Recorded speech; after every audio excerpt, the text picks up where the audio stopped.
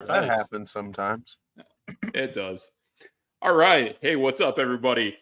I'm Steve Metrics, and I got your boy. DJ Triggs. There you go.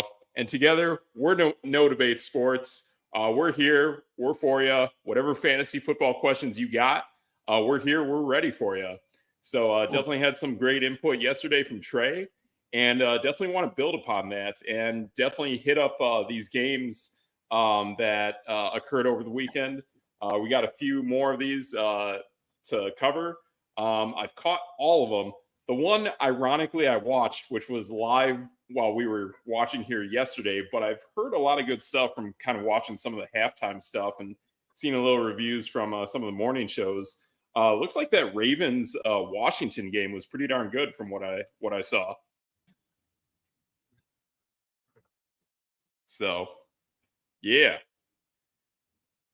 I saw some. Yeah, you got anything?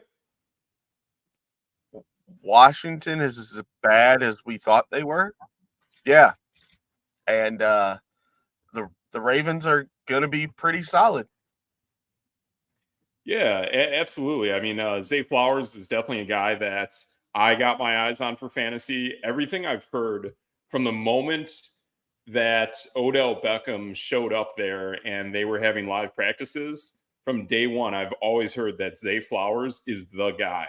No matter what, he is the best receiver that they have. So when you're looking at targets for the Ravens, it's pretty much Mark Andrews and Zay Flowers. Other than that, you're going to be rolling the dice week in, week out. You hope you get a good OBJ day, or maybe a Rashad Bateman, maybe a Devin Duvernay. I liked Duvernay last season, but I think it's a roll of the gambit. I really think that it's going to be really the Mark Andrews, Zay Flowers, and then you come to that solid running game that J.K. Dobbins gives you. So that's kind of the mindset I see of Baltimore, and they're going to be a good defense too. So I think that's really what you're looking at with the Ravens this season. Yeah, I mean, with the Ravens, like, it's one of those things where you don't touch a wide receiver. J.K. Dobbins has been hurt literally like every year. Yep. Lamar Jackson has been hurt every year. That's kind of why there was such a holdup with his contract. And, can he finish out a season? Well, the end of the season is when he's been getting hurt a lot. And that's fantasy playoffs time. Yep. So can't do anything there. And then Mark Andrews is like a top tight end, but if you got 27 wide receivers to pass the ball to, he might take a hit. Exactly. Yeah, I think that's absolute good insight. I mean, the thing is with Andrews is like he is the one big tall target that uh that the Ravens offense has. So it's I don't know, it's kind of weird how that offense operates. But I mean, I don't know, like I just feel there's better tight end options that you can grab in fantasy outside of Mark Andrews, and especially tight ends that are more valuable and more impactful, and you know that they're going to be a little more consistent. I mean, pretty much that Lamar Jackson play can be kind of a roller coaster, but like why would you spend such an early pick on Mark Andrews when you're looking at like some of the best receivers in the game and some of the best running backs in the game super early in your draft? And to me, like, I don't know. I don't know how you feel, but like I kind of think going into this season, I don't even know if Mark Andrews is a top 5 tight end. I really don't. I definitely think going into the draft, it's Travis Kelce, although I definitely want to discuss that because, I mean, you saw in my league how I got burnt by Travis Kelce at the end. And I saw what I saw in this Cardinals actually, no, it's not the Cardinals preseason game. I want to say it was the Saints or something like that. I've got to check my notes on what was going on with this Kansas City game. But I just felt like there was something off when I was watching that offense. I felt like Kansas City last season, like I know they play their starters quite a bit in the preseason, but it felt like they just had this better flow to them last season this time. And I know they kind of start kind of slow, but I got my feelings about that, so that's kind of where I'm at. But we'll come back to that later. Already I'm salty about that. But looking at Washington's side of the ball, I think there's definitely potential out of Sam Howell. And I mean, even going back to the draft 2 years ago, those quarterbacks that were all coming into it. I mean, we know it was like Trey Lance, Zach Wilson, Kenny Pickett, and Malik Willis. And then you had Sam Howell in there. And from what I was looking at with that, I kind of felt like from the experts that I heard about, I pretty much got the impression that Kenny Pickett and Sam Howell were the two best quarterbacks from that draft. And I think Kenny Pickett is absolutely going to justify that this season. And we'll see about Sam. I mean, he definitely had a good year to kind of learn behind Trace McSorley, and especially now having Jacoby Brissett there as a real veteran to lean on and learn from. And even Jacoby had his best season last year with Cleveland. I think there's a lot of good things going with Washington. And on top of that, the one scenario that fantasy football fans are definitely concerned about happened. And we've been pointing this out last show and in previous weeks as well, that if either Jahan Dotson or Terry McLaurin goes down, De'Ami Brown will rise up. And it's almost like a pseudo handcuff that you have to have, because the moment he went out, De'Ami Brown came in and he had like this Randy Moss, almost like the catch moment in the goal line. And that's the thing, is like see our bona fide rankings. Like De'Ami Brown ranked 45th, which is pretty bizarre not knowing who the guy is. But De'Ami Brown played at North Carolina with Sam Howell.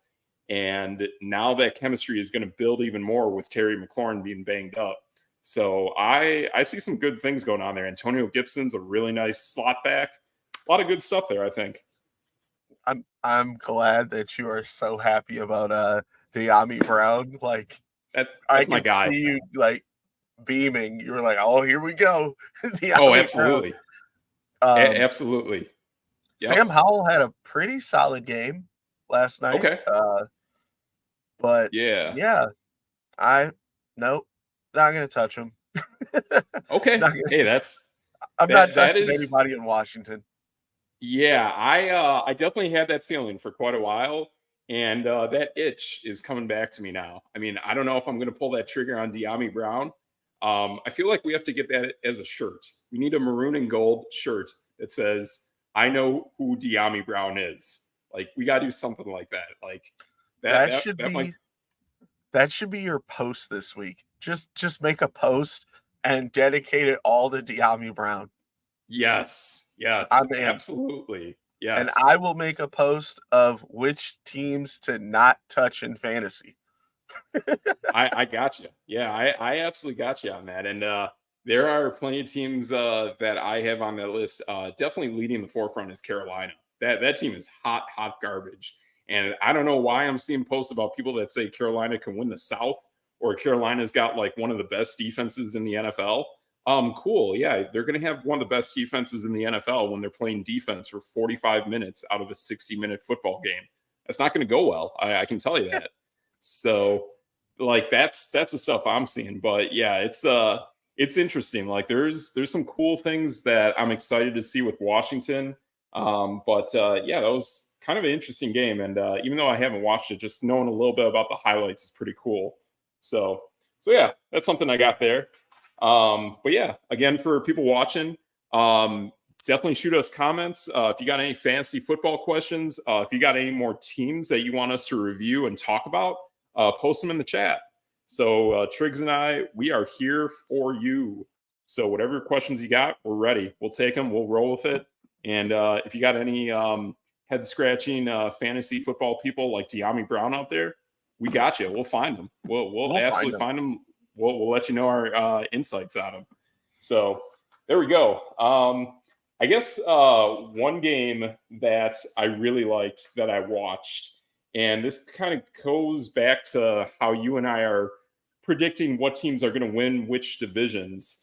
The game that absolutely stood out to me, and I think this team just absolutely showed that they're going to win their division, and they played against one of the best offenses in the NFL, their first team. They shut them down completely. They pitched a shutout against this first team offense. Not a single point was scored. You had multiple pressures on this elite quarterback, and that was the Pittsburgh Steelers. I wrote more notes about the Pittsburgh Steelers than any single game that I watched this week. About last week in week 1, I wrote a ton of notes about the Green Bay Packers, and I still feel very strong about that team. I love the Get Up Your Sporting Today, Triggs. I love it, man. Awesome. But the other team that I'm high on, with as high as the Green Bay Packers, is the Pittsburgh Steelers. I love the offense. I love the way Kenny Pickett is playing. I love the way that offensive line looks. Just even the confidence out of Jalen Warren running the rock is absolutely insane. But I almost wrote down as many notes on defense as I wrote about offense. I have 3 pressures to Josh Allen. They blocked a punt, and I want to say they also had an interception. Oh, yeah, they had 2 passes deflected that were intercepted as well. And even Joey Porter Jr., one of their high, I think he was a first round or a second round draft pick. He had an interception as well in the second quarter. So just amazing things I'm seeing out of this team. And yeah, I even got more notes on this team. Like Pittsburgh Steelers, like you're my team. Like you're my ride or die this year. Just saying. Hey, I mean, I'm kind of okay with that. I'm starting to build more confidence in Pittsburgh. Just because, who knows what happens with Joe Burrow. Yeah. Baltimore, like they have Lamar Jackson and then a bunch of unknowns, and Cleveland is just Cleveland. They're Nick Chubb and everybody else. They are. And like I have more faith in Cleveland. I mean, like, let's kind of put it this way. Like, if we had to rank the coaches in the AFC North, the way we rank them is obviously number 1 is Mike Tomlin. Then number 2 is John Harbaugh. And then 3 and 4, like, they both equally have their issues, is Stefanski and Zach Taylor. And I think Zach Taylor is probably the worst. And even Harbaugh, to an extent, has made some weird, like, late game decisions. I even want to point out, what was it, the Packer game? Not too long ago. Green Bay played against Baltimore. Baltimore was kind of like driving, and then they went for a 4th down. They failed to convert, and basically that was the ball game, something like that. I don't know. And that was a Tyler Huntley-led Baltimore Ravens team. But I remember that week and like some other weeks where Harbaugh was kind of using their analytics and trying to go with those decisions instead of going with like pure like strong football decisions. And Harbaugh's a smart guy, but like seeing stuff like that and then seeing how Zach Taylor kind of manages timeouts. Yeah, it's kind of weird. So like I kind of put those 3 coaches that aren't Mike Tomlin way beneath Mike Tomlin. And that's why I feel more confident in Tomlin's leadership to win that division. Oh, yeah. I mean, it's like I'm so just puzzled on the AFC North. The AFC North puzzles me just as much as the NFC South. The NFC South, everyone's bad, and the AFC North, everyone's got their positives. So, They do. Or they like not even if it's just positive, more so of like, okay, Cleveland could be good, Baltimore could be good, Pittsburgh could be good, Cincinnati has been good, but their defense is horrible, and it's like, Yes. okay, let's see what happens. Yeah. But seeing like, I want to say at least 2, maybe 3 drives against Josh Allen, Gabe Davis, Stephon Diggs.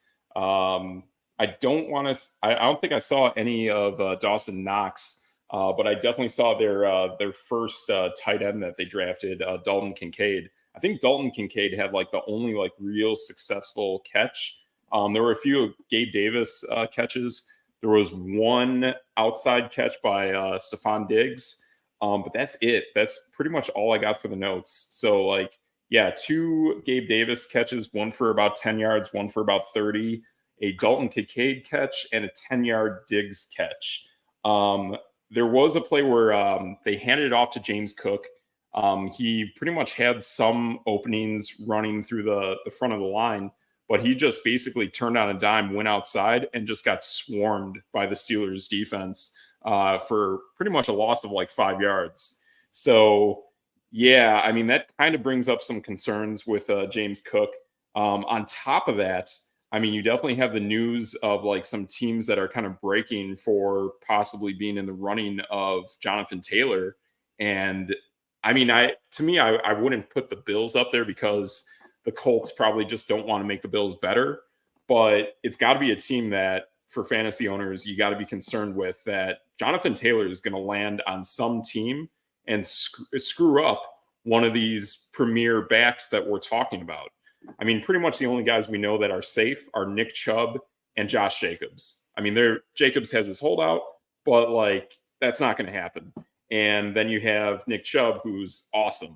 So there's that. There's Bijan Robinson, Christian McCaffrey. Those guys are safe. But if you're not those guys, or like Aaron Jones, AJ Dillon, they're safe.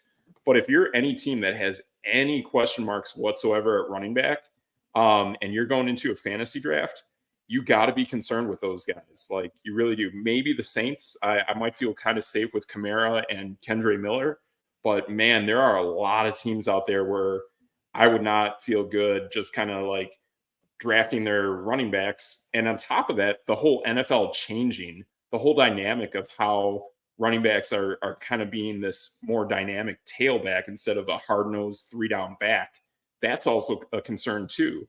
So I just see a lot of concerns with Jonathan Taylor just kind of like hovering out there. And at some point he's going to hit, and we know it's coming, and it's going to happen before the season kicks off for sure. You got a secret video for this week. Oh, spoiler, or a little bit of teaser there out there for you. I've been really thinking about teams that he can possibly go to, and Okay. I have a good handful. I'm gonna break it down to 5 because I love top 5, but absolutely, he's a weird case because he's only got 1 year left on his deal. So whoever trades for him, Indy is looking for a first round pick. Everyone says that, but he was drafted in like the 2nd round, I think. So yeah. And yes, I mean, like in our eyes in the fantasy world, like, yeah, he's a first round talent. But even in like real life, possibly trading him for maybe like multiple 2s is completely fair. And I think that's a good idea to go with him. And it's kind of like the Raiders and the Packers with the Devontae Adams deal, or a little bit of the Jets and the Packers with the Rodgers deal. It feels like it's at that type of a player. I don't think you're getting 1s because like he has been hurt, and you do have to utilize that in a negotiation. If he would have been playing fully healthy and then pulled this holdout, I think you got a case for a 1. But where it sits now, I think at least a 2 or multiple 2s, I think is a really good starting point for that deal. So yeah, I'm with you. Like Jonathan Taylor, I think is great, and I'd love to see him on a team with a good offensive line. I'd love to see, or at least with a dynamic quarterback that's on his team. So that's kind of where I'm at. And actually, a guy I like on Twitter, his name's @Nick Dynasty Football, has really cool posts. He has some awesome spreadsheets like we do at Db8 Sports, and he posted a team that he drafted, and it was like all in. It was all in risk, but it was a pretty cool looking team from what I saw. He started his draft, I think he was 2nd overall. He started with Jamar Chase, and then when the snake came back to him, he drafted both Josh Jacobs and Jonathan Taylor. And then he got like Jalen Waddle, and I want to say some other receivers, but like he went all in risk. I think his quarterback is either Justin Fields or Trevor Lawrence. That team is loaded. And I just like the caveat to that too is, yes, there's risk with Jonathan Taylor, but we know he's going to land. There's risk to Josh Jacobs, who's holding out. But if you want to secure that, then go get Zamir White. Like, I'm a diehard Raider fan. I can tell you, every time I see Zamir White out there, he gets 5 yards a carry, like minimum. And probably that's because we have a good O-line now. But okay, cool. Josh Jacobs, Zamir White, Jonathan Taylor, get some other receivers. get a quarterback that's at least as good as Trevor Lawrence or Justin Fields, and you got a team. Like, I don't know what he had at tight end exactly, but it's like a high risk, high reward. And the thing is, too, you got to ask yourself, is my team going to be competing for the fantasy football playoffs? And if I get late in the season, I have those guys. And now I go into battle with like 4 like first round picks, something to that extent, at least 4 top 2 round picks. So I saw that. I was like, wow, that is a baller strategy. I've never seen anyone do anything like that to this point. And I don't know. I'm thinking about it. I mean, you gotta take a chance there. I mean, especially if like you're getting Jamar Chase, like Yes. he's gonna make it up quite a bit for you. And then Yep. if those 2 running backs do hit, they I can honestly say that I know we talked about the running back, the 0 running back strategy. You can Right. pick running backs in the later rounds and make up for uh, Taylor and Jacobs Jacobs. not being there for a couple weeks. Yes, absolutely. Yeah, you can definitely consider that. I mean, I feel Zamir White is a really solid option. I don't know exactly who that new running back is for Indianapolis. That would also warrant a look as well. I want to say it's like Zach Moss, but I'm not 100% on that. I It want to is. say oh, it is Zach Yeah, Moss. it is. Okay. Yeah, and the thing is too, like you have a head coach in Shane Steichen who wants to run the ball. Think of Philadelphia's offense last season, but with a much worse offensive line in the Indianapolis Colts, and that's really what you're going to get. You're going to get a raw talent in Anthony Richardson. He's gonna put up the ball. I mean, he's going to throw it up to either Alec Pierce or Michael Pittman. Like he's going to be eyeing for those guys, but still, like their core is they're going to try to run the ball somehow. They're going to either try it through Richardson or they're going to try it through Zach Moss. They do have solid tight ends there, so they're going to probably try some 12 personnel, try to make life easy, make some easy throws for Anthony Richardson, whether it's between Jelani Woods and Mo Alley Cox. They got options there. So it would be interesting to see who is that number 1 running back for the Colts. And does anyone take a flyer out there? Because that will be a number 1 running back that is probably going undrafted for like the first 12 rounds of your fantasy draft. So So something to think about. Zach Moss, he started the last 3 weeks last year with Taylor Okay. being out. Yep. 69 carries for 334 yards. You're almost looking at 5 yards a carry. So Yeah, solid. exactly. Yeah, that is pretty solid. And Zach Moss, like he started in Buffalo, right? And then he found his way to Indianapolis. I believe so. Let me give it a look here. Yeah. Yep. Buffalo. He was a part of the Naheem Himes deal. Oh, gotcha. Yeah, that's right. Yeah, I didn't know who else was traded in that. So yeah, I mean, like definitely looking at things now. I mean, it sucks what happened in Naheem Hines and that jet ski incident, but like Zach Moss being in Indianapolis, that helps, and the guy's definitely put himself in good position at this point. So yeah, we'll see what happens there. That's definitely an interesting team. It may not be a player that you draft, but it may be a playoff or it may be a player that you think about coming off of waivers once more of us really understand how that offense operates. And they are guided by they are no longer guided by a defensive oriented coach, but you got to see how that defense is too. Like if they can get off the field fairly quick, that offense gets back out there, see what it's like, take it from there. But that's a team you just got to play and see. I mean, I do not get the feeling of like the Carolina offense just being dreadful. I don't really get that feeling with Indianapolis. I feel like they got something, but they really got to figure out how these pieces come and go into place. I'm trying to see when Zach Moss is getting drafted right now. I did see Okay. Zamir White is getting drafted in the 14th round, Okay. pick 158. So Sure. definitely can grab him at the end of your draft there.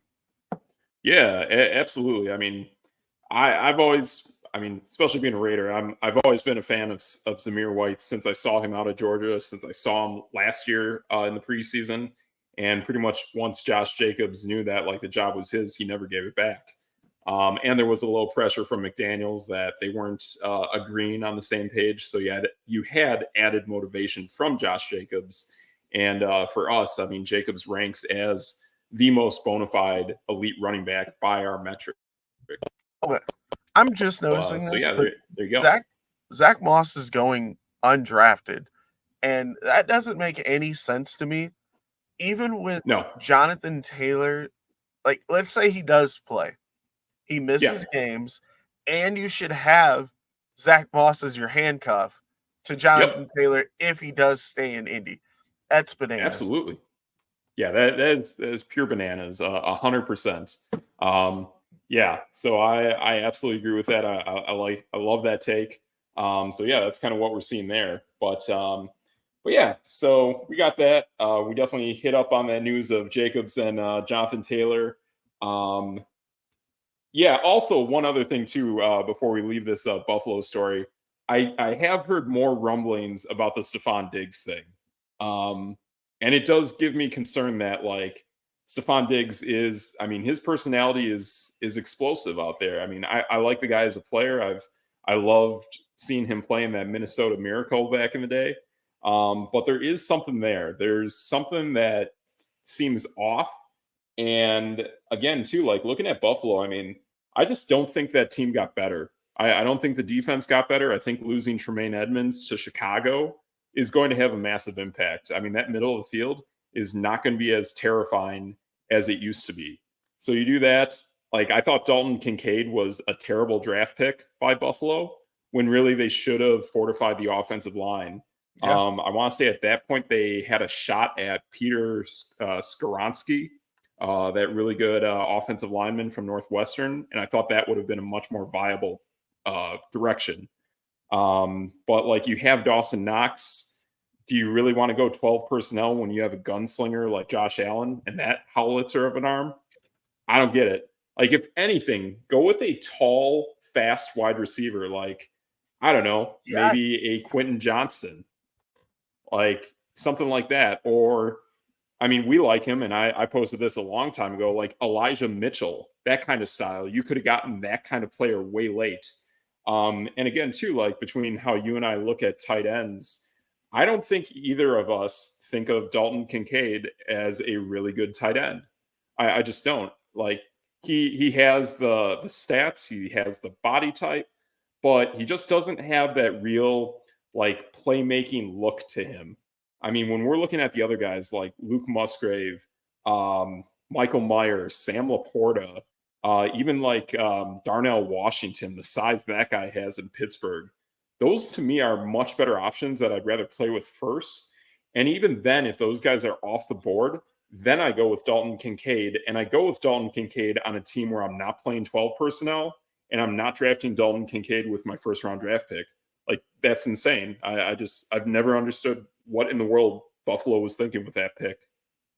Yeah. I mean, for a late first round pick, yeah, I had Dalton Kincaid as the third best tight end, but like only because he had elite hands. But sure, just about anything else with he's not a very big blocker. And then on top of that, you're looking at the way they set their team up. They don't have a running back still. Like, yeah, no, James they don't. could be that guy, but like they really don't have a running back. They're wide receivers. Here, let me name these really quick. All right, and here we tell go. me how many of these you know. And Steve Metric knows all the wide receivers. So here we go. Oh, it's true. Deontay Hardy. I got nothing. Khalil Shakir. Khalil Shakir. Gosh, I want to say something about that guy. I want to say that guy was like a punt returner or something, but I want to say too, like, was he a Miami Dolphin? I have let's check. No. He's only been with Buffalo. He came from Boise State. Now, no disrespect to any of these players. None. Yeah. But Trent Shearfield? Yes. That guy I got. That guy I liked. He's been part of that San Francisco offense. Last season, he played in Miami with Mike McDaniels. Trent Sherfield is a sneaky wide receiver 3 and a really good slot wide receiver as well. So I really like him. I don't know if he is that number 1 wideout on Buffalo, but yeah, so that guy I got. That's a win. Justin Shorter. Nope. Nothing. So after Gabe Davis, I just named 4 wide receivers, and we know one of them. Yep. So they could have drafted a wide receiver that could help out Stephon Diggs and Gabe Davis. Yeah. So if Diggs does leave, they are screwed. Exactly. Then all that attention goes to essentially Gabe Davis. Mm-hmm. And shoot, why not just bust out the whole Patrick Mahomes strategy, bring some pressure to Josh Allen, and put a ton of guys back there and put one guy as a spy. So if Josh Allen tries to take off, you light him up. And just saying, like, yeah, he's a great quarterback, but a little bit of his personal life, not the greatest. So it wouldn't be the worst thing in the world if a guy like that got lit up and kind of realized some things in life. Just saying, like, he's a really good quarterback, but personally, I'm not a big fan of the guy. If he goes out, they have Matt Barkley and Kyle Allen. Yeah, Kyle Allen really stinks. Matt Barkley can kind of play. Yeah. Like, there's a little bit of hope with Barkley. I actually liked it when they had Mitch Trubisky there. I thought Mitch Trubisky really developed more when he was with Buffalo. He had some really cool games in the preseason. Plus, having that mobility factor like Josh Allen has, I think was really a nice compliment. And it really wasn't Buffalo's decision. It was Mitch Trubisky's decision to go to another team to have an opportunity to start. So that's kind of what we saw out of Mitch Trubisky. So I give him credit for that. I mean, like, he went to Pittsburgh. He's a backup. It's not totally working out, but you got to try. You got to bet on yourself at some point. So I give him credit for that. One of the things that bugs me about the Buffalo Bills is every year, like, all the talking heads talk about how good Buffalo is and everything. Their defense is elite. Don't get me wrong. But, like, it was their offense, not anymore. Well, yeah. Their offense is literally Josh Allen and Stephon Diggs and hope. And hope. He gets a lot of flack for having bad games, but it's like he has, like, literally 0 run game. He has an okay tight end and Stephon Diggs. Yes, and I think he has probably a bad pass protecting offensive line. He has good run blocking for James Cook, but yeah, I mean, for a team like Pittsburgh to show up and shut you down, completely shut you down, that was very eye-opening. And who's really going to take note? Vic Fangio, Bill Belichick, Robert Saleh. Those are 3 incredibly defensive-minded head coaches, and they have some of the best defensive minds in the game. They're absolutely going to shut down Josh Allen, and they're gonna figure it out. The tape is out there now. They're going to do something against him. So I would definitely feel better betting against the Bills than betting for the Bills this season. I do not see Buffalo winning the East. I truly see Miami. That's a team. Even if it's not with Tua Tagovailoa, not necessarily Mike White, but even Skylar Thompson to me looked pretty confident out there in the game that I watched. So that's kind of what I see. I think we got a comment up here, Triggs. We do. Okay. If football adopted the metric system, do you think it would overtake soccer as the most popular sport on earth? Oh, yeah. That's pretty interesting. I mean, me being Steve Metrics, I would love to see something like that. But yeah, I don't know. I mean, like, we definitely got more international stuff happening with the game. But yeah, that's going to be a long thing. I mean, at the end of the day, like, football and hockey have an incredible monetarily demand on equipment. And all you need to play soccer is a ball. You don't even need goalposts. You don't need a field. You don't need anything. You literally just need a soccer ball. So it's going to be pretty impossible to take over that sport. Just saying. I mean, you don't even need fans. Oh, dang. I'm sorry, soccer fans. That was my bad. My bad. Hey, it was, but man, I can tell you these Inter Miami games with Lionel Messi, man, like they're selling out. That is a hot ticket these days. Wait a minute. All right, soccer take number one. Oh, here we go. In the world of No Debate Sports, and I There we would go. hope, I want someone to debate this. There we go. They literally, okay, this is how bad soccer is in America. Okay. Yep. They made up a cup. They made up a tournament and a league just to have soccer. Like the cup they just won, Miami or Florida, whatever. They literally made that cup up. It's brand new. And on top of that, this is how bad it is. Okay. They were the worst team in the league. Yes. And then Messi gets there and they win the cup. Yep. There's not one NBA or like international basketball player that can join maybe Victor Wembanyama joins the worst team in the league. The Spurs will not win the champion. I'm sorry, Nell. Wait, I know Nell is probably watching this, and he's my go-to Spurs guy. The Spurs are not winning the championship. No. Yeah. It's too soon. Too soon. But yeah, I mean, you're right about that. They definitely made this up, and they're obviously trying to inflate and ride that Messi train as hard as the Jets are riding the Aaron Rodgers train. Oh, they are. Yeah, straight up. Like, that's real, man. Yep. Yeah, that's a bullseye right there. We hook, line, and sinker. Like, bam, we hit them. We hit them where it hurts. Like, that's a Mike Tyson punch out. Boom, done. Like 37 minutes into the show, guys, like it's over. Like that's it.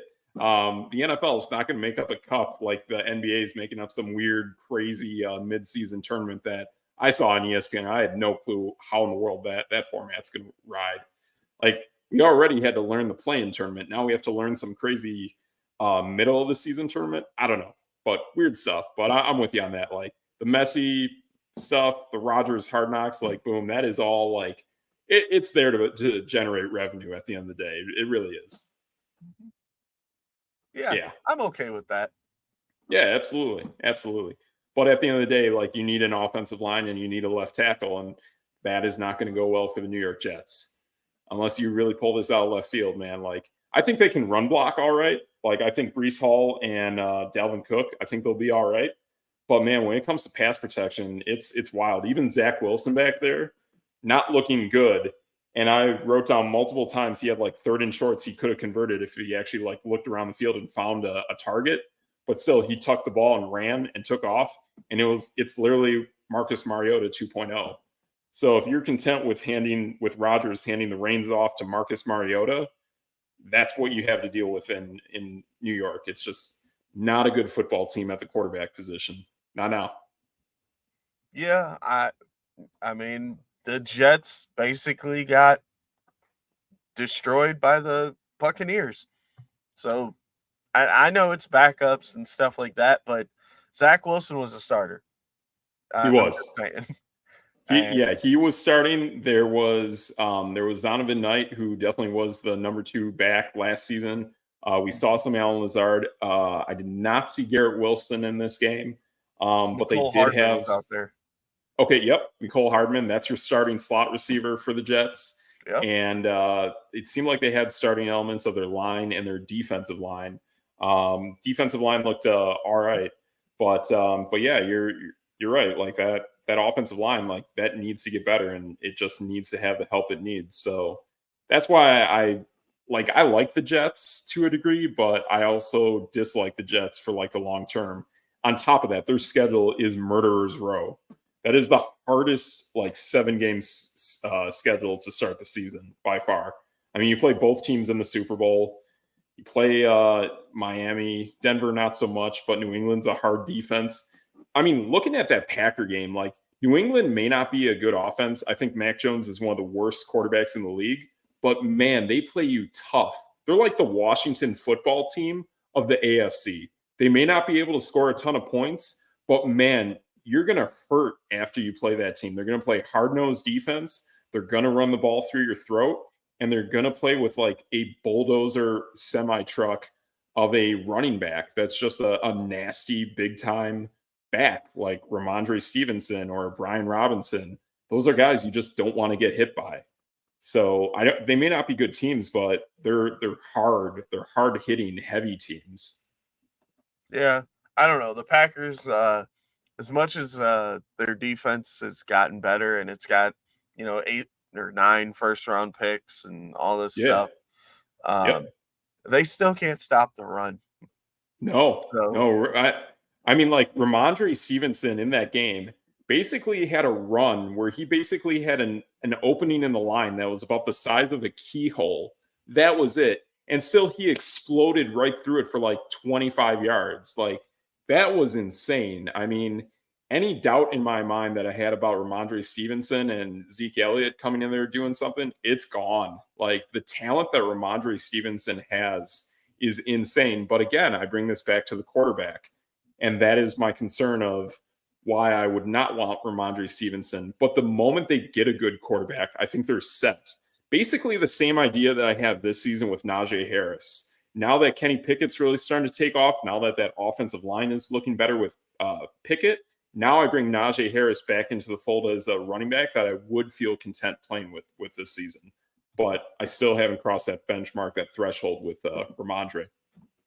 Yeah, I mean, obviously Packer fan, but there you go. They were giving up 4.6 yards a carry, and like it just looked bad. It was just like, oh man, here we go. But they were able to shut down the pass, which is what I guess their big thing is, and they got a lot of pressure on the quarterback. So maybe that's what they're looking for. They're just like run all over us and we'll stop the pass. Exactly. I mean, there were probably a few really nice catches from the size that Kendrick Bourne has. I feel like that's a really underutilized receiver that New England has. 2 years ago, he ranked incredibly highly for us with bona fide numbers. But last season, it just completely fell flat. Granted, that is how their offense was. They had no true offensive coordinator, and it is what it is. But I still feel this ends with Mac Jones. The other thing that I was very upset in that game with was seeing that they were trying the Terrell Pryor method with Malik Cunningham.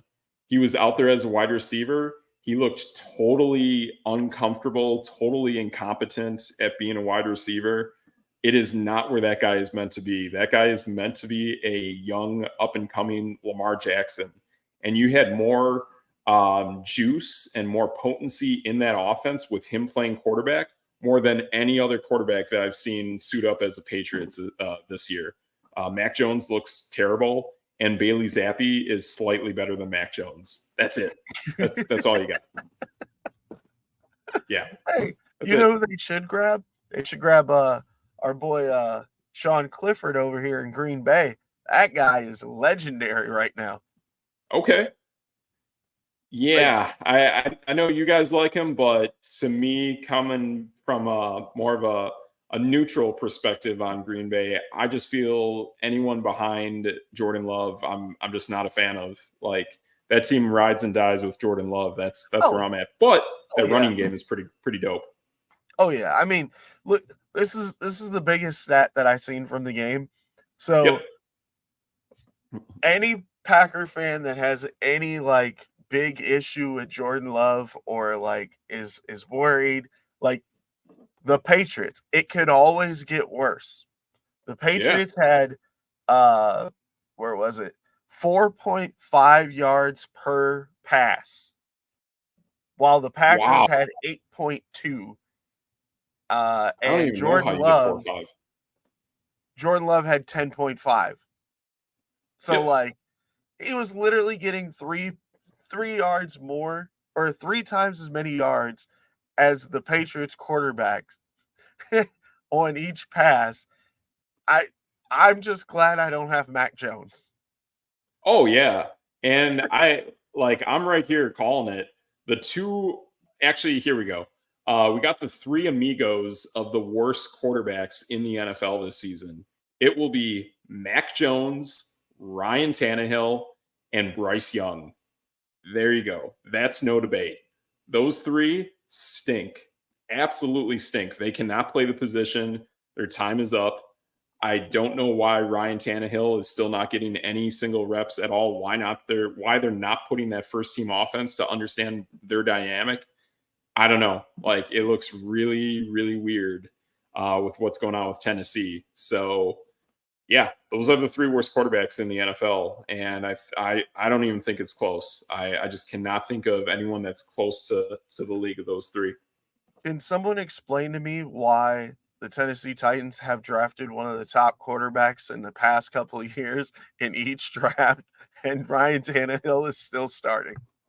Yeah, absolutely. I mean, between Will Levis and Malik Davis, and I like Malik Davis. Like, I'm starting to see a little more rhythm out of that guy, a little more tempo. But then again, after the first quarter of the game between Minnesota and Tennessee, I could not watch anymore. Like, there just weren't any starters. It was easily one of the worst games I watched this week. The only thing that I thought was really cool was seeing Tajay Sharp score that 30-yard touchdown. He had a safety coming in super hot, and the safety goes low, and then Tajay Sharp hurdles him. And right after he hurdles him, he dashes for another 20 yards into the end zone. And I guarantee, like, I thought I saw every jaw of every Minnesotan just like drop when he was alone in the end zone. Like, it was the coolest run. Like, it was almost like seeing Todd Gurley out there. That's how good Tajay Sharp looked in that moment. But at that point, I was like, all right, Tajay Sharp is the only guy who's pretty much in the starting rotation that's playing out here on offense. Like, I even think Traylon Burks still has more to show to prove that he is a starting receiver in the National Football League. Like, we know that DeAndre Hopkins is there, but Traylon Burks, like, you got to show up more. You got to stop dropping passes. So I just have those questions. And how is Nick Westbrook-Akine going to play into this? Do you put Burks and Akine outside, and do you put Hopkins in the slot like we've been talking about for several weeks on various different teams? It's kind of the setup I'm thinking they play with. But yeah, it's a weird football team, I'll tell you that. I mean, they're going to be all defense, and I just don't think it goes well. Did you mean Tajay Spears? Oh yeah, Tajay Spears. Yeah, I'm actually, you know what? I want to say the Titans. Either the Titans or actually, I think he was a Giant. Yeah, there was a Tajay Sharp out there a while back. And I was so confused, and I was like, wait a minute. Is that guy, what team is he on now? I'm going to look it up. My bad. Yeah, I think Tajay Sharp went to Massachusetts. He was on the Giants for a good amount of time, but yeah, he's not there anymore. So little blast into the deep dive on NFL no-name players. You are correct. He did go to Massachusetts. He was on Tennessee and Minnesota, both teams that we're talking about here. Okay. So and then Kansas City, Atlanta, Chicago, the 49ers, and he's a free agent, so he's probably out of the league. Yeah. Wow. I only thought he played for 2 NFL teams. Turns out it was 7. Wow. Yeah. Good stuff, man. The more you know. So don't draft Tajay Sharp. Don't draft Tajay Sharp. That's, you know what? That's another shirt. I know who De'Ami Brown is, and don't draft Tajay Sharp. There you go. There you go. We definitely need a shop. I'm gonna put that in the notes. Yeah, we'll put that in the notes. Yep. Definite shirt and merch ideas. And yeah, for all our folks out there, like, that is coming. That is something that I'm in the process of working with. I got a guy I know that does that kind of thing. But we'll see. Yeah, definitely something we want to get up and rolling sometime soon. So yeah, we'll work on it. But yeah, if anyone's got any ideas for some stuff, definitely hit us up in the comments on our socials. We're definitely into that kind of thing. But we're just getting the ball rolling here. So we're learning that kind of stuff as we go.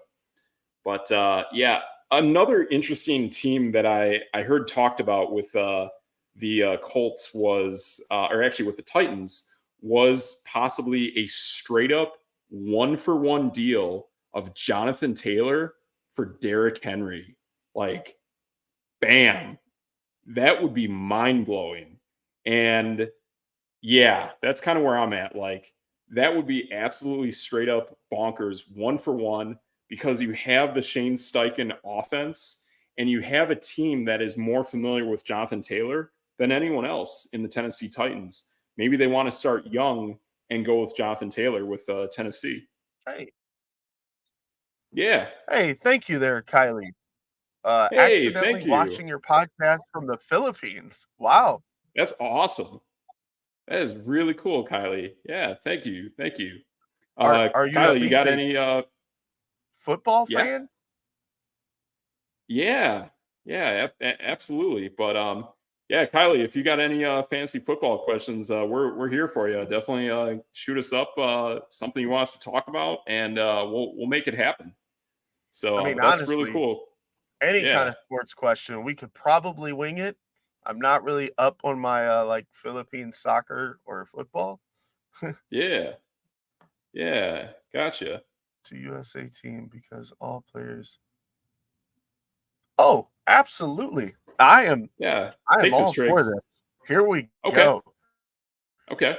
So we were talking about this yesterday, kind of where I Yep. was thinking there's no real star power with the NBA players for the USA basketball team.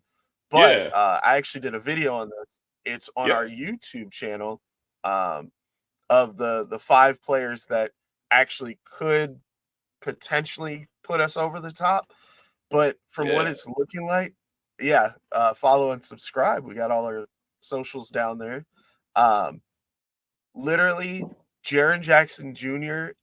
He's a great NBA defender, but he's really good at help side defending.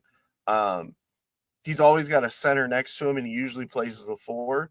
But now he's playing the 5 a lot in FIBA, and a guy like Rudy Gobert who can just sit in the paint under the basket is going to destroy him just from size and length alone. Um, obviously, we just played Germany, and they played Daniel Tice, who's not to be that mean, but he's a backup center in the NBA, and he was giving us the business, like really, really just giving us the business in the paint. So, Wow. unless like Tyrese Halliburton or like any of our guards just go off. I know Brunson has been doing really good for the Knicks, or from the Knicks has been doing really good in USA basketball, but it's not looking too awesome. I hope we win the gold, but I wouldn't be surprised if we didn't get a medal. Gotcha. And that Jarrett Jackson, that's the same Jarrett Jackson that's for the Memphis Grizzlies, Memphis correct? Grizzlies. Yep. Yep. Gotcha. Yeah, I like that player. Man, I like that guy. But I do man, too. that's a bummer. Yeah. Yeah. I wouldn't think that Rudy Gobert would just absolutely own him based on size going one on one. So wow. Yeah. Oh, hey there. Here US we versus go. New Zealand. Oh man, really? Holy Wow. cow. That's insane. That's incredibly impressive. 55,000? That's a real number. Like we have American baseball over here in the US, and we have plenty of stadiums cannot even get anywhere close to 55,000. So, that's pretty impressive. Yeah. So, I'm just gonna look up the box score here really quick because I'm pretty sure Daniel Tice yeah, had like absolutely. a bananas scorecard. Okay. Gotcha. Let's just see.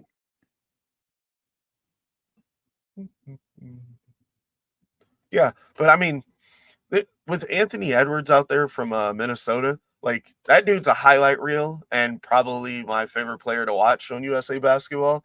But besides him and Yes. Jalen Brunson, like no one else is really doing a whole lot. It's just Okay. not really working. Tyrese Halliburton and Austin Reeves off the bench are okay, but Sure. again, like every national team has a good guard Yes. and at least one good guard. Or you see guys like Rudy Fernandez popping up with like Spain, and they they just start knocking down threes. And like once it becomes a shooting game, like the U.S. can't hang with other nations when shooting. Okay. Gotcha.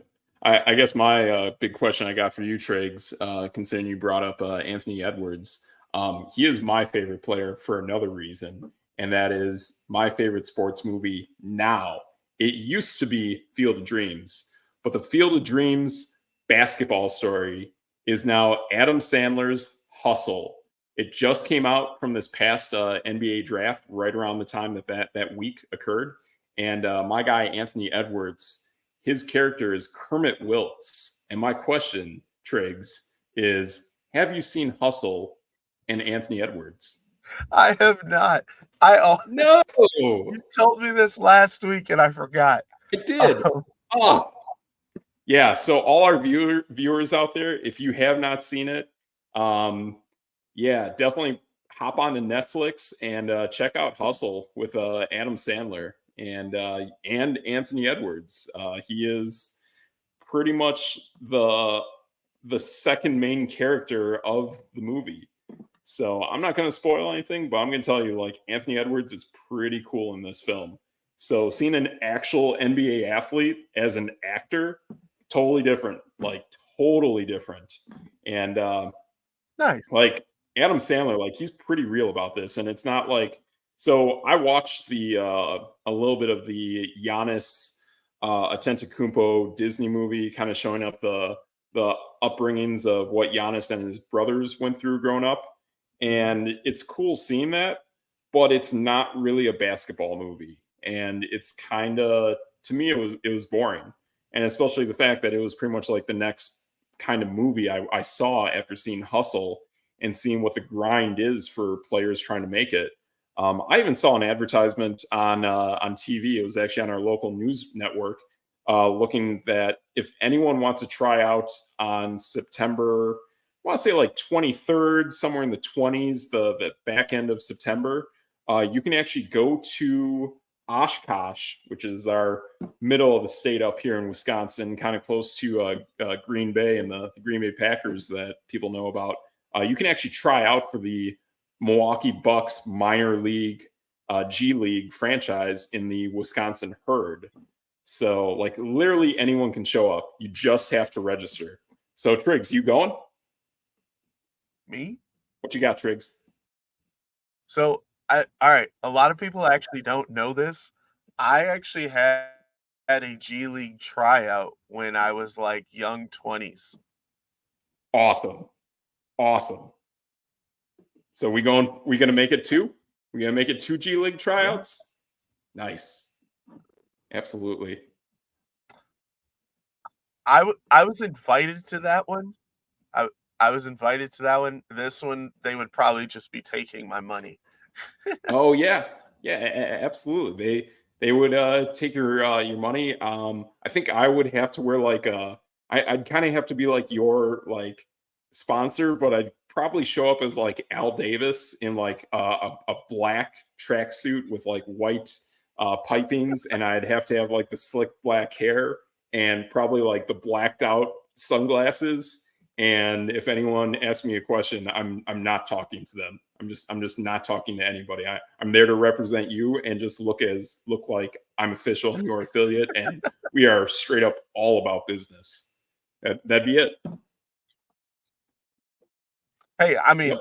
all I do now is professional wrestling, a Perfect. couple slams, and I'm good. Uh, Okay. uh, Yeah.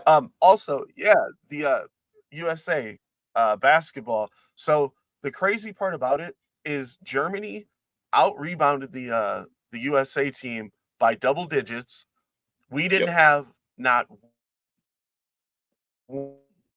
one double digit. Tice went for 13 or 12 and 13.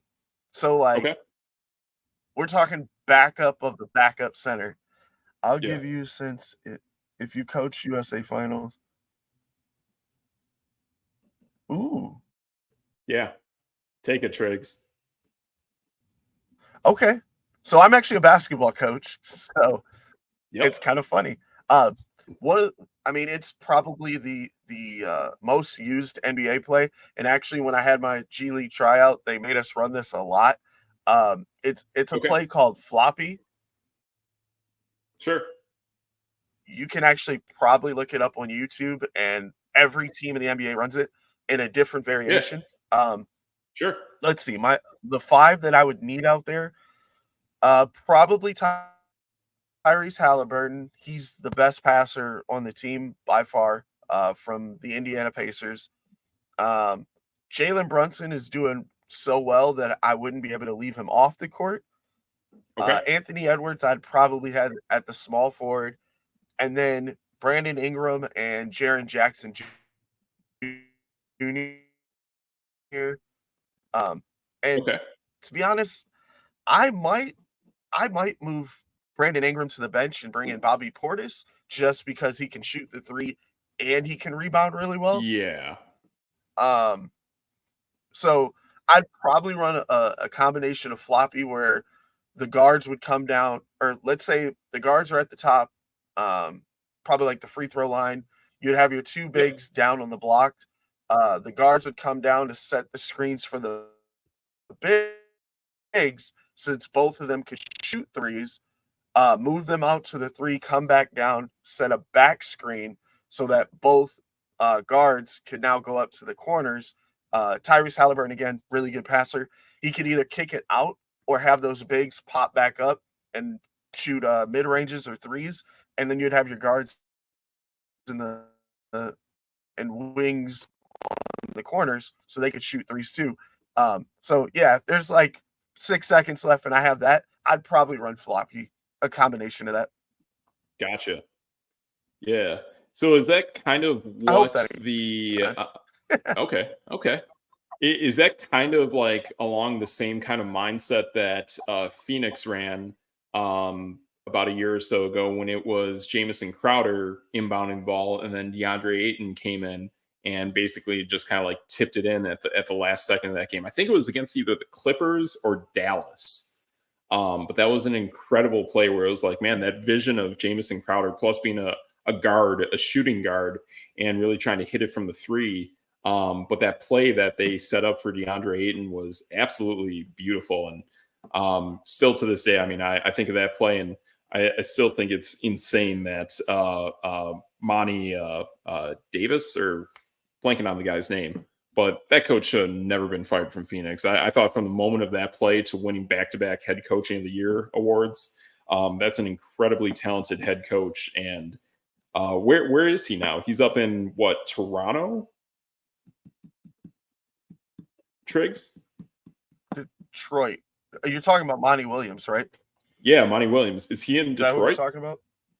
Yeah, I believe so. I think he got like a huge contract and went to Detroit. gotcha. So he's in Detroit. Yeah. What is Nick Nurse in He's in Philadelphia? Detroit. Oh, okay. Yeah, that's pretty good. And plus having Philadelphia. the Yep. yep. So nurses in Philadelphia. I mean, just seeing like the talent that they have from Cade Cunningham in Detroit, and plus Jaden Ivey in Detroit. I like it. I like the young direction they're going there.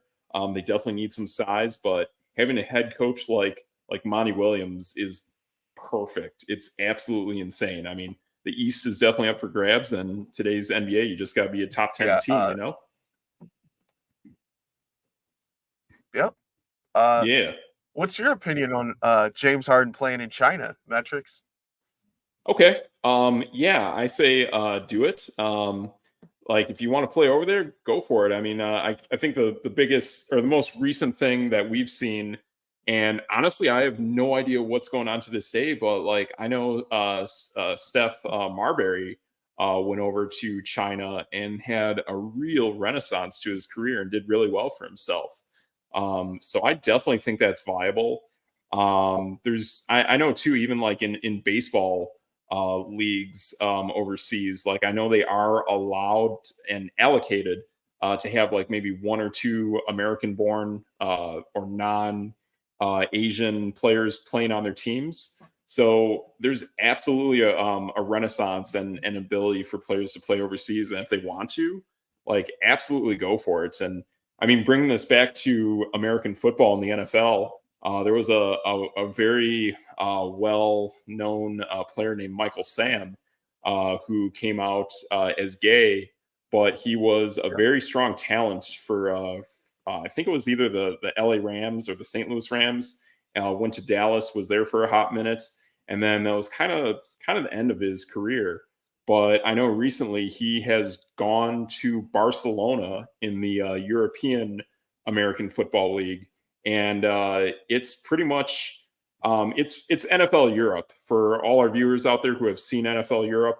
It's that. So seeing a player like that go over to Barcelona, resurrect his career, be a really good pass rusher. Plus, Michael Sam now has that ability that he's also like a defensive coordinator.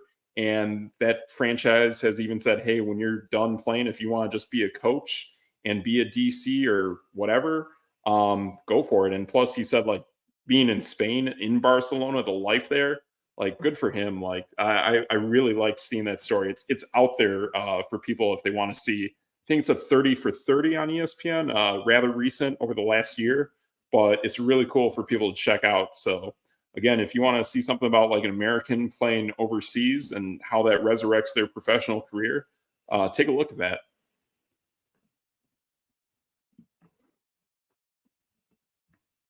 Yeah. So James Harden, that just makes me laugh because he said all of his craziness about his Daryl Morey, his executive, who was his best friend. Um, we have a Yeah, contract, NBA team. Yeah. I mean, he would probably be really disrespectful. That's one of the things about Stephon Marbury is like he became a star over there because he engulfed himself into the absolutely. culture.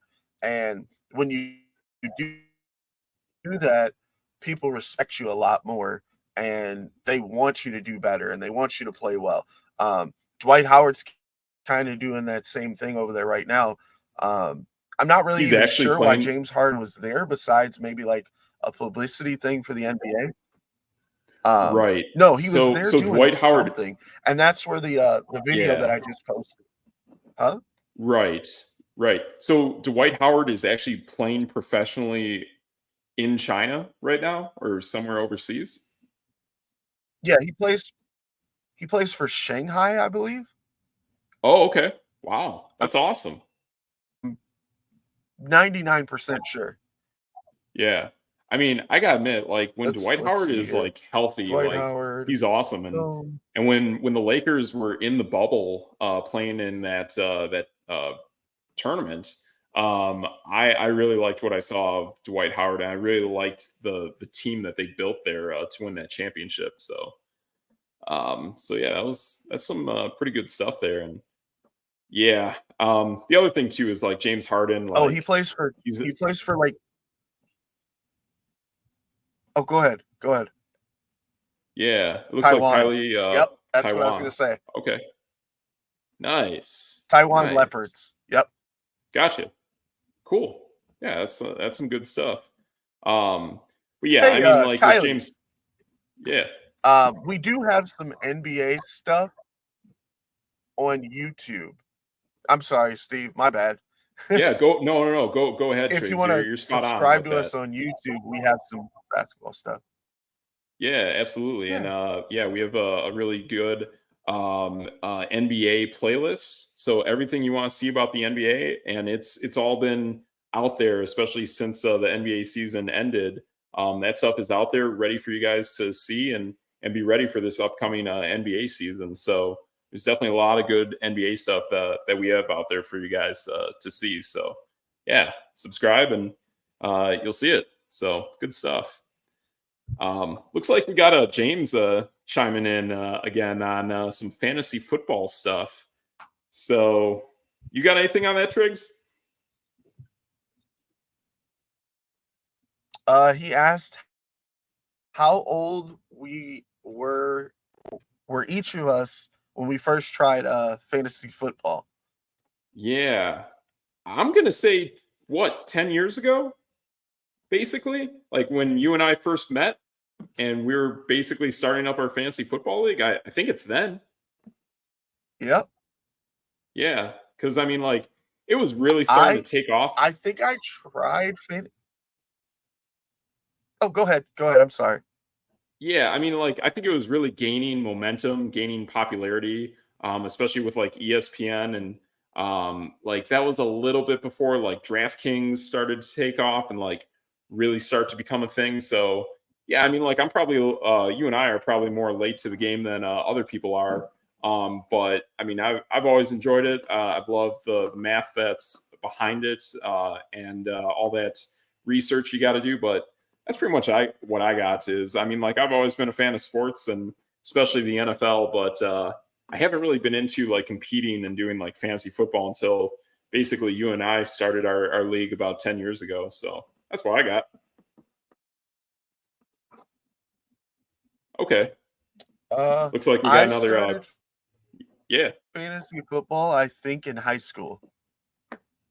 Oh, okay. Nice. Yeah, I mean, yeah, I kind of remember hearing some questions about it, and I had some guys that I knew in high school asking me about it. And gosh, I want to say back then that was like, what was it like? Larry Alexander was a running back for the Chiefs. Antonio Gates was kind of coming out onto the scene as a really top notch tight end for the Chargers. So that's kind of about the stuff that I realized back then. I mean, I think Drew Brees was really cooking with the Chargers actually back then.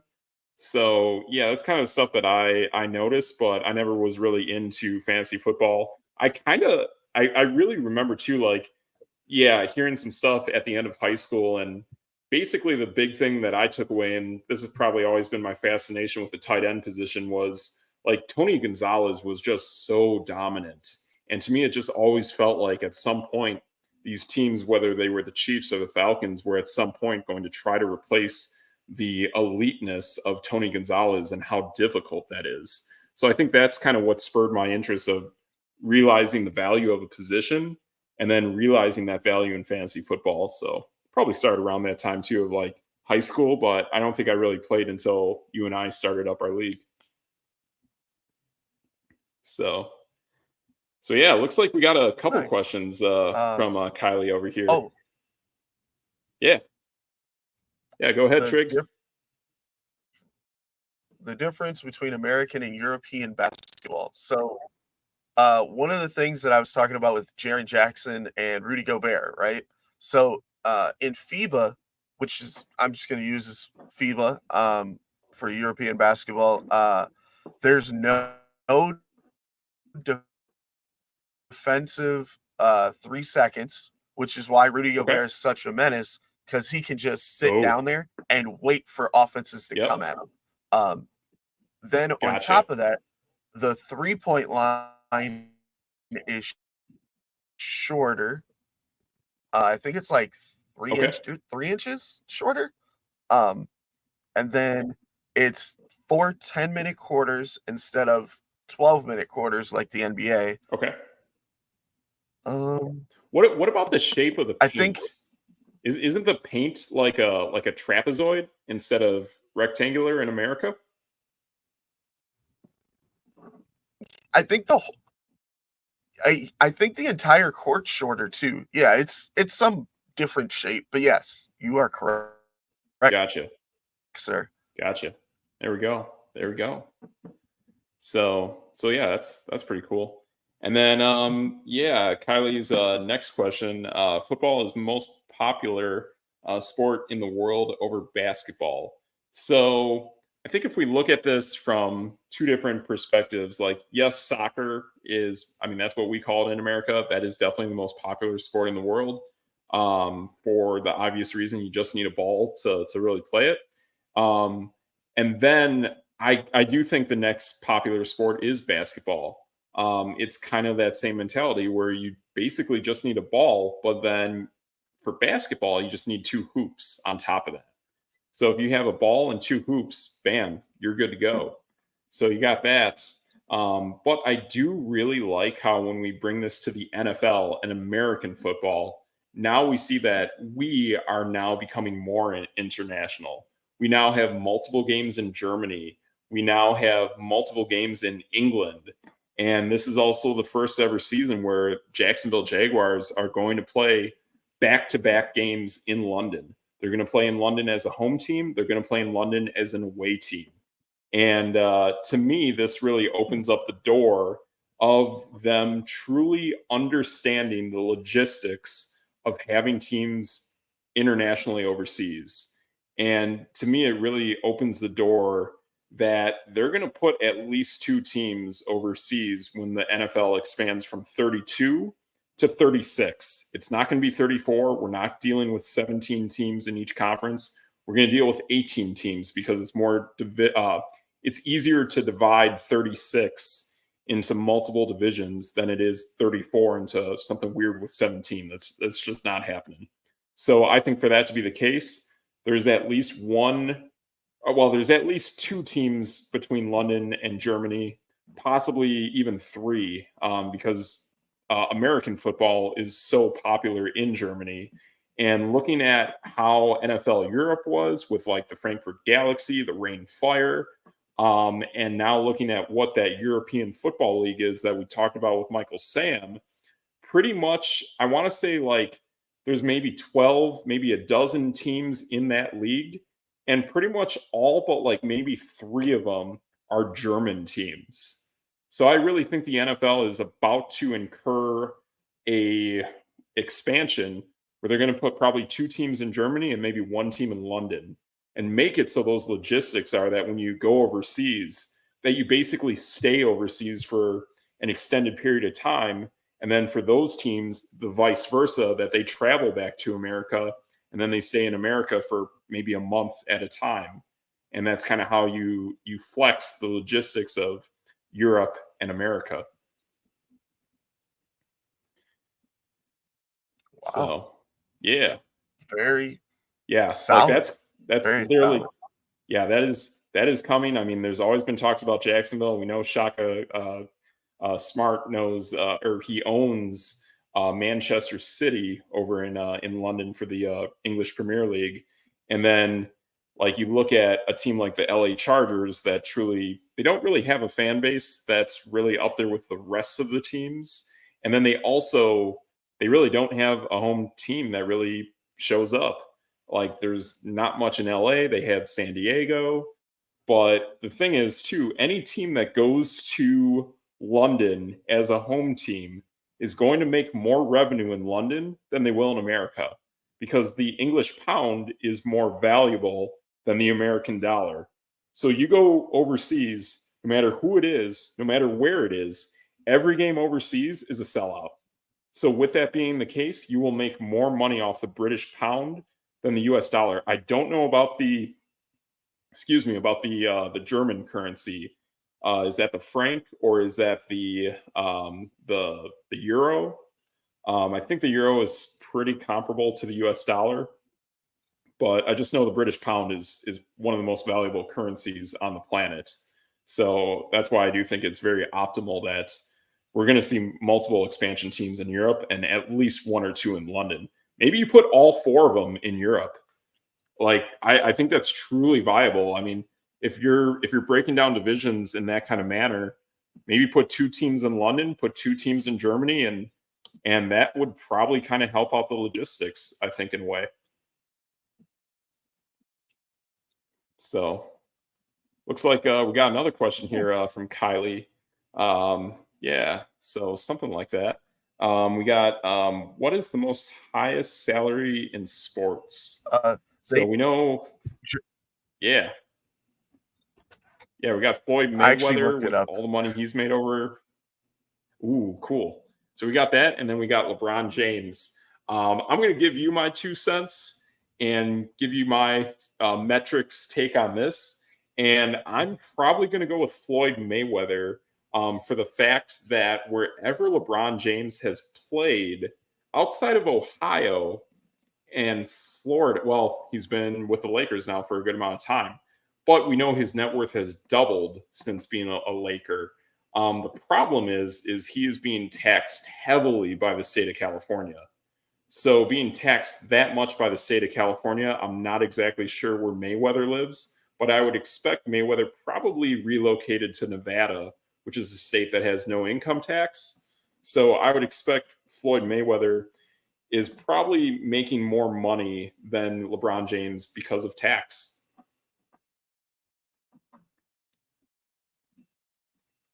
Wow, that's a really good one.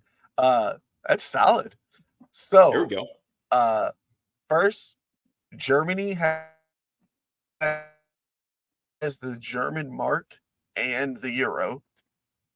Okay, one more time, Triggs. You broke up just a split second. Sorry, Yeah. the German mark Okay. and the euro. Okay. So they have both in Germany. Yes. Interesting. Okay. Then, I looked up the richest soccer players in the world. Uh, Yep. so I'm just gonna use the two guys that everyone knows. Yep. Messi is at 600 million for Yep. uh, his Lifespan net career. worth, Yep. and then Ronaldo is at 500 million. Okay. And does that include Floyd up to Mayweather date is with at the 500 million ish. okay. Going back to Ronaldo, does that include the new Saudi deal that he has as well? I swear the Saudis paid him like 300 mil. Oh, I don't know. Yeah, because that would totally change things. That's a good question. And I know Saudi Arabia just brought in This another big name player because they were not able to land Kylian Mbappe, but they landed another different player for I want to say about like 150 million US dollars, something like that. So that's what I got. But yeah, when wow. it comes to money, like I know Lionel Messi has a ton, like he even owns an island in Argentina. And that island, they also diverted air traffic so no one flies over it. Mhm. So I know that's kind of interesting, but I would expect the money is just higher that Mayweather has made over time over LeBron James. So this was updated in June of 2023. So I don't really know Gotcha. if that affects timing. Yeah, because I think Ronaldo, But like, it's close. LeBron's It's net close. worth is over Yeah, is over what? uh LeBron's net worth is over $1 billion. Wow. Wow. That changed. I knew he was close. I didn't know he was over it. Because I knew when he Yeah. was basically with, before he was Yep. getting to LA, he was at about 400, maybe 300, 400 in there. And then, especially with the Nike deal, and then going to LA, having more producing power, even though nobody liked it, nobody went and saw the movie. Somehow, Space Jam made a lot of money, and that helped him. But still, again, nobody likes that movie. People like the Michael Jordan Space Jam. So just putting that out there. But I know he's an executive producer for The Wall. That's a show that's basically giant Plinko on NBC. The whole show is Plinko. So Price is Right fans out there, we got you covered. We got you covered on No Debate Sports. So so yeah, that's kind of what we're seeing there. But the other thing too is like the NBA is about to expand as well. They are going to put a team in Seattle. They are going to put a team in Vegas, and it's not truly publicly disclosed, but it is publicly known that LeBron James will be the owner of the Las Vegas NBA franchise. So that's coming. There's going to be Las Vegas, and then someone's going to own Seattle. Maybe it's Jeff Bezos. I don't know, but someone's going to own the NBA team. Also, really want to point True this story. out, especially with what we're talking about with USA basketball and FIBA and things that are occurring. This is also the first U.S. professional sports league that doesn't involve golf, but this is absolutely the first professional sports league that does involve Saudi Arabia. This was the first tournament of like the NBA that was held in Abu Dhabi in the United Arab Emirates. So I think it's very important to note that now the NBA is definitely taking notice with the money superpowers that are out there in the Middle East. So I wouldn't rule out that there is something going on with behind the scenes with some Saudi Arabia interest in the NBA. I absolutely think that's going to happen, especially taking the game internationally and now having this tournament that they've been having with Germany and other teams in Dubai. I think that's definitely noteworthy. I think it's interesting.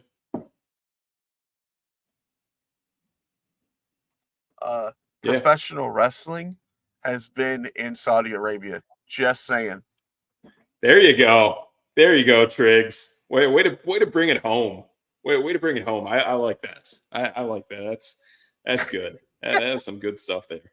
So yeah, pretty interesting stuff. And like I do have the belief that like it probably will take a power like a Saudi Arabia, whether it's the NBA or even to an extent the NFL. And I would expect the NFL to be interested in that growth and that money. And would the NFL even bridge south into Saudi Arabia? Bring this back to the European Football League and that NFL Europe kind of thing that's going on. One of those teams in the dozen teams that they have, one of those teams is in Turkey. So there is probably some Middle Eastern interest to some level of the National Football League. So like I wouldn't rule it out. Who knows what happens when the game goes overseas, but we're at 32. We're about to get to 36. Right after 36 is 40. And I would expect the Middle East is absolutely going to be a part of that somehow, some way. So it's some interesting stuff to look at for the future. So yeah. So here we go. Got a cool question from Kylie with the NFL. Yeah. Yeah, go ahead, Triggs. I was gonna say maybe one more question and then we wrap it up. We're getting to like an hour and a half. Yeah, we are. Hey, good show, good content. Absolutely going with it. So yeah, let's go with this, Triggs. Take it away.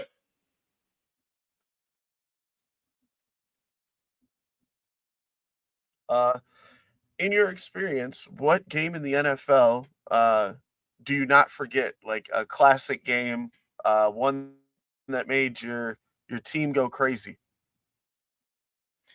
Yeah, I think for me, I'm gonna go kind of recent, and this is definitely the Super Bowl. I forgot exactly what city it was located in, but to me, just the whole craziness of the Atlanta Falcons, New England Patriots Super Bowl, that comeback, just the utter collapse of Kyle Shanahan and Matt Ryan's offense. To me, that is the game that sticks out the most. And then the other game that I have that's not going to be as well known in history, but it was 2 years ago, and it was kind of a bummer the way it ended, but just the whole game of how it got to that point. Seeing how Tom Brady was like this negative like essence of bad karma and how he stuck it to the LA Rams as hard as he could. Basically, it was that Falcons Super Bowl, but 2 years ago as a Buccaneer, mounting this incredible comeback against the LA Rams. And then it took an incredible Cooper Kupp miracle catch towards the end of that game to seal the deal and kick a winning field goal to take Tom Brady out of the playoffs. That's to me, that's the other game. And they're basically the same game. Same player, just in different uniforms, different outcomes, basically opposite outcomes. But seeing Tom Brady as a Buccaneer against the Rams and seeing Tom Brady as a Patriot winning against the Falcons, winning the Super Bowl, those are probably my two favorite games in the NFL. Awesome. Yeah. Yep. Oh, Kylie, thank you. We appreciate you. Just make sure to follow so we can answer some more fun questions like these. We really appreciate it. Absolutely. Good stuff. So before we get out here, Triggs, you got a game you like? Yeah. Packers. There you The go. the uh Seattle Green Bay playoff game where Green Bay was literally winning. I believe Yep. we were up 12 with 4 minutes to go, and Okay. then we completely just did everything wrong that we could possibly do, including an onside kick went right into the guy's hands when he was not supposed to even touch the ball, Yep. and he lost it, and Yep. then we lost the game. And that's also the fail Mary game, right? Where you have the replacement officials, and Golden Tate will defend Russell Wilson to the death and say that that was an absolute catch and all that garbage. Yeah, that's a rough one. Yeah, there's there's quite a few. That'll just ruin my whole night. Yeah, there's that. There's some heartbreaking Packer losses in recent history that are quite the bummer. Yeah, it's tough. But yeah, that one sticks out, and that one clearly was not fair, and definitely Green Bay should have been on the right outcome of that. So yeah, so that's a good show we got for you guys tonight. A lot of good mix of basketball and football, and we got some preseason action in here. So. Yeah, it looks like Thursday, Triggs is in his fantasy draft. We got some more fantasy content coming out there for you. We're going to unleash our Excel spreadsheet for Triggs this upcoming Thursday, see how he uses it, see what he can make out of it, and hopefully he builds a killer team on Thursday. So that's what we're seeing here. What video game you got behind you today, Triggs?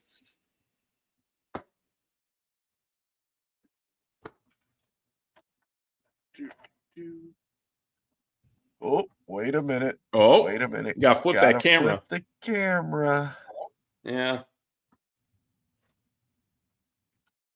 NHL 95. Yeah, I'm gonna say real easily. You got Wayne Gretzky, you got Jaromir Jagr, because Jaromir Jagr played for pretty much my entire lifetime. Yeah, that's it. That's all my hockey knowledge. Yep. Oh man, Mike Modano, Mario Lemieux. What? Well, Mario, yeah, Mario Lemieux. I'll give you that because Sidney Crosby. Yeah, Sidney Crosby took over for Mario Lemieux, but that's all I got, man. I like Jaromir Jagr. Like that was my guy. Patrick Waugh. That's it. That's all I got. But I got a Marvin the Martian belt today. Yeah. Vincent LeCavalier, Martin St-Louis. Okay. There we go. Hey, whoever knows more NHL hockey players than DJ Triggs, post it in the comments. Post it on our socials. Something. Yeah, bring NHL into the fold with No Debate Sports. We'll see who gets there. I'm betting on Triggs. I mean, the guy lived up in Toronto for a hot minute, so good luck beating that. It's true. Yep. So yeah, that's a show. Heck of a show today, everyone. Thank you for the engagement with Kylie and James and everyone else watching. Yeah, I'm Steve Metrics. That's your boy, DJ Triggs. Yep. And we are No Debate Sports. That's No Debate. We'll see you next time, everybody.